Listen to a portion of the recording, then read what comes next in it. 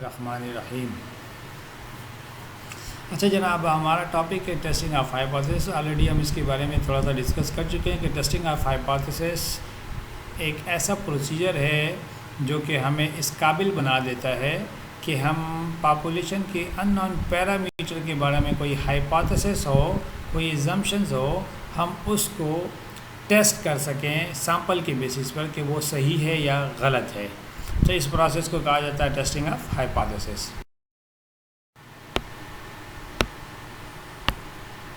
अच्छा जनाब, पहला हमारे पास जनरल स्टेप है, general step for testing of hypothesis. General step for testing of hypothesis. तो देखिए जनाब, पहला क्या है हमारे पास, फार्मूलेशन ऑफ हाइपोथेसिस।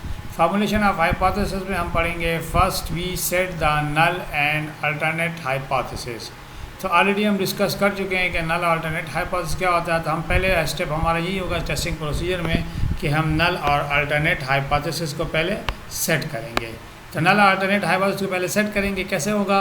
नल में आपको पता है कि फ़र्ज़ करें पैरामीटर टीटा है, तो उसके लिए गिवन होगा theta is equal to theta naught, यानी टीटा नॉट का मतलब है न्यूमेरिकल वैल्यू। इक्वल के अगेंस्ट अल्टरनेट होता है डज नॉट इक्वल टू। इसी तरह या तो ये हाइपोथेसिस होगा और एच नॉट टीटा इज़ यानी पैरामीटर जो है नॉट ग्रेटर देन और equal to theta naught. Theta naught आपको बता चुका हूँ कि ये न्यूमेरिकल वैल्यू है। इसके ग्रेटर देन के अपोजिट होता है less than. Similarly H naught theta is less than और इक्वल टू टीटा नॉट होगा और इसका अगेंस्ट होगा ग्रेटर देन। तो इन तीनों हाइपोथेसिस में से कोई एक हाइपोथेसिस आपके पास होगा। देखिए यहाँ और लिखा हुआ है। तो पहला स्टेप होगा कि आपने हाइपोथेसिस बताना है कि आप टेस्ट क्या कर रहे हैं, आपका नल हाइपोथेसिस अल्टरनेट हाइपोथेसिस क्या होगा। सेकंड स्टेप होता है सिग्निफिकेंस लेवल। सिग्निफिकेंस लेवल क्या है जनाब? सिग्निफिकेंस लेवल अल्फ़ा, जो कि ऑलरेडी हम डिस्कस कर चुके हैं, यानी सिग्निफिकेंस लेवल कहते हैं कि आप जो एच नॉट को रिजेक्ट करने की क्या प्रोबेबिलिटी होगी, अल्फ़ा। यूजुअली हम 5% या 1% या 10% लेते हैं। अगर गिवन ना हो सवाल में तो हम खुद से 5% लेंगे, अदरवाइज सवाल में 5, 10, 20% जो भी गिवन होगा हम उसको यूज़ करेंगे। अगर गिवन ना हो सवाल में तो हम खुद से 5% यूज़ करेंगे। तीसरा स्टेप होता है टेस्ट स्टैटिस्टिक। तो test statistics in this step we write the formula for only.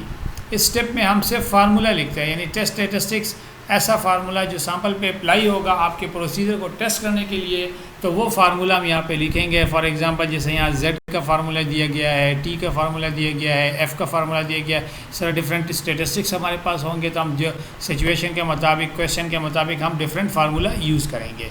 चौथा स्टेप है computation. In this step we calculate the test statistics written in above step 3। यानी तीसरे स्टेप में हम सिर्फ फार्मूला लिखेंगे और चौथे स्टेप में उस फार्मूले को कैलकुलेट करेंगे। यानी फार्मूले में जो रिक्वायरमेंट्स हमें जो चाहिए वो फाइंड करेंगे, कैलकुलेट करके उसको फिल करेंगे हम। तीसरे स्टेप में सिर्फ फार्मूला लिखना है, चौथा स्टेप में इसको आपने कैलकुलेट करना है। अच्छा, पांचवा स्टेप हमारे पास है क्रिटिकल रीजन। क्रिटिकल रीजन यानी रिजेक्शन रीजन। आपको पता है कि the critical region depends on alternate hypothesis and we have 3 cases in alternate hypothesis. यहाँ पे आप देख सकते हैं अल्टरनेट हाइपोथेसिस में कि does not equal to, less than और ग्रेटर देन 3 केसेस हैं हमारे पास। तो क्रिटिकल रीजन यानी रिजेक्शन रीजन हमेशा अल्टरनेट हाइपोथेसिस पर डिपेंड करता है और अल्टरनेट हाइपोथेसिस इन तीनों में से कोई एक होगा। तो जनाब देखते हैं तीनों में से कोई एक होगा तो क्या होगा। If H naught theta does not equal to theta naught, तो अगर डज नॉट इक्वल टू आ गया तो इसका मतलब है 2 टेल टेस्ट होगा और अल्फ़ा जो प्रोबेबिलिटी ऑफ रिजेक्शन थी वो आपके पास लेफ़्ट साइड और राइट साइड 2 हिस्सों में डिवाइड होकर के अल्फ़ा/2 अल्फ़ा/2 बन। अगर theta is less than theta not हो, लेस का मतलब होता है लेफ़्ट टेल टेस्ट। तब देखिए 1 साइडेड है, इसलिए रिजेक्ट करने की प्रोबेबिलिटी यानी अल्फ़ा सिर्फ लेफ़्ट साइड पे भी होगा और बाकी एक्सेप्टेंस रीजन हो जाएगा। अच्छा, H1 theta is greater than theta naught, then right tail test. Greater का मतलब है राइट, तो राइट टेल टेस्ट होगा। यहाँ पे भी देखें अल्फ़ा सिर्फ एक साइड राइट साइड पे आएगा, तो रिजेक्ट करने की प्रोबेबिलिटी अल्फ़ा जो है सिर्फ राइट टेल टेस्ट पे होगा। इन 3 केसेस में से या डज नॉट इक्वल टू या लेस देन या ग्रेटर देन कोई एक ही होगा। अच्छा, नेक्स्ट स्टेप है जनाब conclusion. In this last step we accept और रिजेक्ट आवर नल हाइपोथेसिस। इसमें हम क्या डिसाइड करते हैं? कंक्लूजन मीन डिसाइड करना। हम डिसाइड करेंगे कि हम अपने नल हाइपोथेसिस को एक्सेप्ट करना है या रिजेक्ट करना है।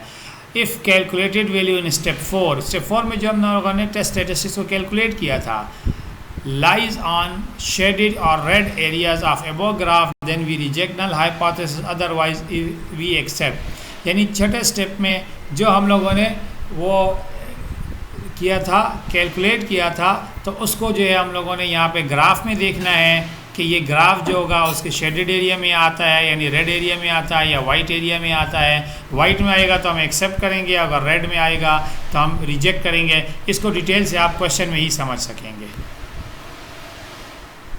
तो आपके पास 6 स्टेप हो गए। पहला स्टेप कंप्यूटेशन, पहला स्टेप फार्मूलेशन ऑफ हाइपोथेसिस हो गया, दूसरा सिग्निफिकेंस लेवल हो गया, तीसरा टेस्ट स्टैटिस्टिक्स हो गया, चौथा कंप्यूटेशन हो गया, पांचवा क्रिटिकल रीजन और छठा कंक्लूजन हो गया। अब जाते हैं स्पेसिफिक। अच्छा जनाब, देखिए हमारे पास अब स्पेसिफिक टॉपिक, अभी जनरल स्टेप आपने सीखा है, अब स्पेसिफिक टॉपिक पे जाते हैं। Testing of hypothesis for population mean mu. Population mean mu के लिए टेस्टिंग ऑफ हाइपोथेसिस होगा कि पहला स्टेप वही 6 स्टेप है। ये 6 स्टेप आपने याद रखना है, हेडिंग इनकी। पहला स्टेप होता है formulation of hypothesis, first we set null and alternate hypothesis. तो नल हाइपोथेसिस इसी तरह से जैसे अभी हमने डिस्कस किया कि यहाँ पे अब मीन के बारे में है, तो यहाँ पे लिखा है null hypothesis mean is equal to mu is equal to mu naught. Mu naught का मतलब कोई नंबर होगा, जैसे फॉर एग्जांपल मैं आपको कह दूँ कि म्यू नाट या मीन जो है वो आपके पास 20 के इक्वल हो गया, तो ये जो 20 है ये म्यू नाट की जगह पे आ गया है। ये जो 20 है ये म्यू नाट की जगह है। या इसी तरह ग्रेटर देन और इक्वल टू या लेस देन और इक्वल टू, इन तीनों में से कोई एक होगा। अगर ये इक्वल है तो इसका opposite does not equal to होगा, अगर ये ग्रेटर है तो इसका अपोजिट लेस देन होगा, अगर ये लेस देन है तो इसका अपोजिट ग्रेटर देन होगा। तो नल में आपको याद होना चाहिए कि इक्वल टू, लेस देन और इक्वल टू, ग्रेटर देन और इक्वल टू, यानी ये 3 निशान ज़रूर होते हैं। देखिए इक्वल टू का निशान हर एक में आ रहा है, नल में ज़रूर आएगा। लेस देन और इक्वल टू, ग्रेटर देन और इक्वल टू या इक्वल टू, जबकि अल्टरनेट में इक्वल टू नहीं आएगा। Does not equal to, greater than, less than, ये 2 निशान आएंगे आपके पास। अच्छा, सेकंड स्टेप हमारे पास है सिग्निफिकेंस लेवल। तो अल्फ़ा आपको बता चुके हैं कि जनरल स्टेप में कि अल्फ़ा 5%, 1%, 10%, 20% जो गिवन होगा वो यूज़ करेंगे। अदरवाइज़ अगर गिवन ना हुआ तो हम लोग खुद से 5% यूज़ करेंगे। तीसरा स्टेप है टेस्ट स्टैटिस्टिक्स। अच्छा, टेस्ट स्टैटिस्टिक्स अब यहाँ फार्मूला है सैम्पल पे। In this step we write the formula only, यानी फार्मूला हम लिखेंगे। कौन सा फार्मूला? मीन को टेस्ट करने के लिए। तो मीन को टेस्ट करने के लिए हमारे पास ये 3 फार्मूला है। एक है z is equal to X bar minus mu divided by sigma over n का root when sigma is known. जब सिग्मा मालूम हुआ तो ये वाला फार्मूला यूज़ करेंगे। When sigma is unknown and n is greater than, यानी सैम्पल साइज ग्रेटर देन 30 होगा, तो फिर ये सिग्मा की जगह यही फार्मूला रिप्लेस हो जाएगा s से। अच्छा, अब अगर ये दोनों कंडीशन ना हो तो t फार्मूला कब यूज़ करेंगे? When sigma is unknown and n is less than 30। अगर सिग्मा मालूम है, sigma mean population standard division अगर आपको मालूम है तो z का फार्मूला यूज़ करेंगे। पॉपुलेशन का स्टैंडर्ड डिवीजन अगर मालूम नहीं है तो फिर ये 2 केसेस आ जाते हैं। फिर सैम्पल साइज़ को आप देखें, अगर सैम्पल साइज़ ग्रेटर देन 30 है तो आप z यूज़ करेंगे, और अगर लेस देन 30 है तो आप t यूज़ करेंगे।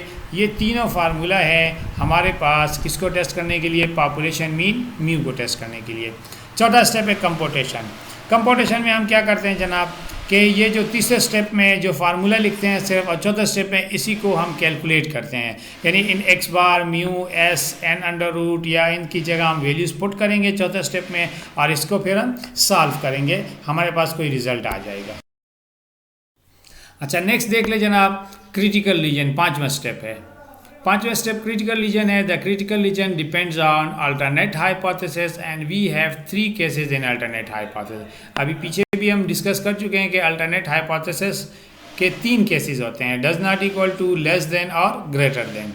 तो यहाँ देखिए, अगर लिखा है अल्टरनेट हाइपोथेसिस में mu is does not equal to mu naught, does not equal to का मतलब है लेस भी हो सकता है, ग्रेटर भी, इसलिए यहाँ 2 टेल टेस्ट यूज होगा। और 2 टेल टेस्ट यूज़ होगा तो यहाँ पे आप देख लें, यहाँ पे डायग्राम बना है। 2 टेल टेस्ट में सेंटर में मीन की कीमत हम जनरल स्टैंडर्ड फॉर्म में लेते हैं तो 0 होगा, और ये एक पॉइंट होगा माइनस जेड अल्फ़ा बाई 2, और ये दूसरा पॉइंट होगा प्लस जेड अल्फ़ा बाई 2। ये जेड अल्फ़ा बाई 2 क्या है?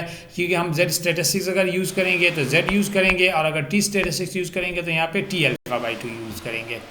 क्योंकि मीन को टेस्ट करने के लिए अभी पीछे हम लोगों ने स्टेप नंबर 3 में फार्मूला देखा है, या जेड या टी यूज़ होगा।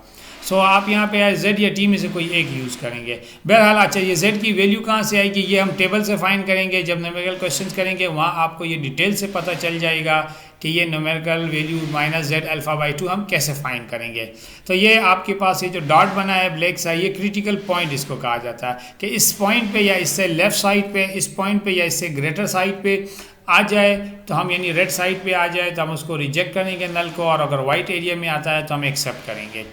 अच्छा, इसी तरह अगर यहाँ पे अल्टरनेट हाइपोथेसिस में लेस देन का निशान हो, तो लेस देन का निशान होगा तो आपको पता है हम लेस देन में फिर लेफ्ट टेल टेस्ट यूज़ करेंगे। यहाँ पे α/2 नहीं होगा, सिर्फ अल्फ़ा होगा। तो यहाँ पे देखिए ये लेफ़्ट साइड पे लिखा हुआ है -z α। ये भी आप टेबल से कैलकुलेट करेंगे और फिर चेक करेंगे नंबर लाइन के ज़रिए कि आपका लेफ़्ट साइड पे तीसरे स्टेप का आंसर आता है कि वाइट पे आता है। अच्छा, अगर ग्रेटर देन हुआ तो ग्रेटर मीन राइट साइड होता है, क्योंकि अल्टरनेट में ये 3 केसेस हैं। तो greater than mean right side, तो राइट पे भी सिर्फ वन साइडेड है, इसलिए ये सिर्फ अल्फ़ा है। जबकि 2 टेल टेस्ट में आप नोट करें कि α/2 यूज़ किया जा रहा है, जबकि 1 टेल टेस्ट में इसको अल्फ़ा हम यूज़ कर रहे हैं। सेंटर में मीन को हम 0 कंसिडर करते हैं स्टैंडर्ड फॉर्म में, और ये आपके पास +z α/2 होगा। अच्छा, छठा स्टेप आ जाते हैं कंक्लूजन पे। In this last step we accept और रिजेक्ट द नल हाइपोथेसिस। यानी पहले स्टेप में जो हम लोगों ने नल हाइपोथेसिस लिखा था, या तो हम उसको एक्सेप्ट करेंगे या रिजेक्ट करेंगे। कैसे करेंगे? If calculated value of test statistic in step 4, step 4 में जो हम लोगों ने z की या t की वैल्यू कैलकुलेट किया है, लाइज ऑन शेडेड और red area of the above graph, then we reject null hypothesis, otherwise we accept. यही चीज़ मैं आपको भी बता रहा था कि कंक्लूजन में हम अपने नल हाइपोथेसिस को एक्सेप्ट करेंगे या रिजेक्ट करेंगे। कैसे एक्सेप्ट कैसे रिजेक्ट करेंगे? चौथे स्टेप में जो हम लोगों ने z या t की वैल्यू को कैलकुलेट किया, वो इस ग्राफ के ऊपर देखेंगे कि वो रेड एरिया पे लाई करता है या वाइट एरिया पे लाई करता है। चाहे 2 टेल टेस्ट हो या 1 टेल टेस्ट हो, अगर रेड पे लाई करेगा तो हम रिजेक्ट कर देंगे, अगर वाइट पे लाई करेगा तो हम एक्सेप्ट कर लेंगे। ये आपको अभी थोड़ा सा डिटेल में समझने के लिए आपको स्पेसिफिक क्वेश्चन पे जाना होगा। जब आप क्वेश्चन पे जाएंगे तो आपको मुकम्मल डिटेल समझ में आ जाएगा। लेकिन पहले आप फ़िलहाल आप ये 6 स्टेप्स, इनकी हेडिंग्स याद रखें और उसमें करना क्या होता है, ये सिर्फ प्रोसेस को याद रखें। अच्छा, ये देखें नंबर लाइन। अब एक्सेप्ट और रिजेक्ट कैसे करते हैं उसके बारे में यहाँ पे आपको बताया गया है। फर्स्ट का ये नंबर लाइन है, जैसे 0, -1, -2, -3, -4, 0, 1, 2, 3, 4। नंबर लाइन भी तो आपको समझ आती है। ये हम लोगों ने एक z की वैल्यू कैलकुलेट की है। ये सेंटर में हम मीन को 0 कंसिडर करेंगे। यहाँ पे z α/2 या z अल्फ़ा जो भी हम लोगों ने कैलकुलेट किया है, -1.96 इस पॉइंट का नाम है, और दूसरा है +1.96 है। ये z का टेबल से वैल्यू आया। टेबल से कैसे फाइंड करेंगे वो आपको आगे हम बताएंगे, डिस्कस करेंगे इसको। फर्स्ट करें, अगर आपने स्टेप 4 में आपके पास जो स्टेप 4 है,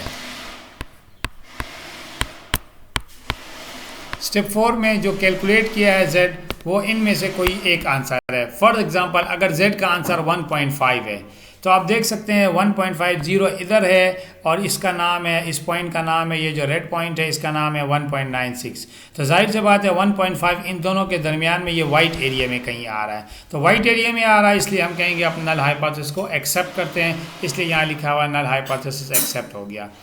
अगर z की वैल्यू 2.0 हो तो फिर क्या होगा? देखें 0 इधर है, 1.9 इधर है, तो 2.0 जाहिर सी बात है 1.9 से आगे इधर कहीं होगा, इधर इधर इधर कहीं भी होगा। तो ये 2.0 शेडेड एरिया में आ रहा है। जब शेडेड एरिया में आएगा तो हम कहेंगे हम अपने नल हाइपोथेसिस को रिजेक्ट करते हैं। तो ये यहाँ पे लिखा हुआ है रिजेक्ट नल हाइपोथेसिस। अच्छा, इसी तरह अगर स्टेप 4 में z की वैल्यू -1.12 आ जाता है, तो देखें 0 इधर है और -1.96 इधर है, तो -1.12 इन दोनों के दरमियान में वाइट एरिया में कहीं भी आएगा। अब वाइट एरिया में आ रहा है तो हम कहेंगे इसको एक्सेप्ट। ये कहाँ से आ रहा है ये आप क्वेश्चन करेंगे। ये चौथे स्टेप में हम लोगों ने जो फार्मूला यूज़ करते हैं उसको कैलकुलेट करते हैं, वहाँ से ये रिजल्ट मिलता है। 1.96 कहाँ से मिला? ये टेबल से मिला हुआ है। तो बहरहाल आप देख लें, इसको -1.12 जो है वाइट एरिया पे आ रहा है, इसलिए हम इसको एक्सेप्ट करेंगे। सिमिलरली स्टेप 4 में अगर आपका आंसर आता है z = -1.97, -1.97 अगर आंसर आता है तो आप देख लें 0 इधर है, 1.96 इधर है, तो जाहिर सी बात है 1.96 के बाद इधर कहीं पे 1.97 होगा, तो वो शेडेड एरिया में आ गया। जब शेडेड एरिया में आ गया तो हम क्या कहेंगे, हम इसको रिजेक्ट करेंगे। तो इसलिए देखें यहाँ लिखा है रिजेक्ट द नल हाइपोथेसिस। तो ये छठे स्टेप में डिसीजन लेने का तरीका आपको सिखाया गया है कि हम डिसीजन कैसे लेंगे। अब ये जो -1.96 है, +1.96 है, ये हम टेबल से कैसे कैलकुलेट करते हैं, इस चीज़ को आप देखें।